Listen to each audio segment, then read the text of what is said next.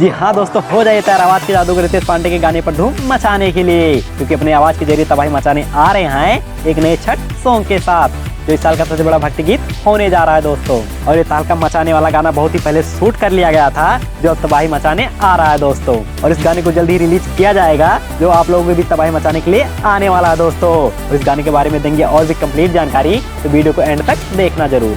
अगर आप भी सुपरस्टार रितेश पांडे जी के फैन हैं तो चलिए वीडियो की शुरुआत करते हैं। तो सबसे पहले बात करते हैं इस धमाकेदार गाने के बारे में। तो काफी बवाल शूट किया गया है, जिसका शूटिंग लगातार कई दिनों से चल रहा था, जिसके कुछ फोटो और वीडियो सामने आई है। लेकिन बेहतरीन गानों का शूटिंग पूरी तरह से कंप्लीट हो चुका है, तो जल्द ही तहलका मचाने आ रहा है आप लोगों के बीच। और आप लोगों को जानकर काफी खुशी होगी कि सुपरस्टार रितेश पांडे जी के साथ डिम्पल सिंह भी देखने को मिल जाएंगी, जो एक बार फिर से गर्दा मचाने के लिए आ रही है दोस्तों।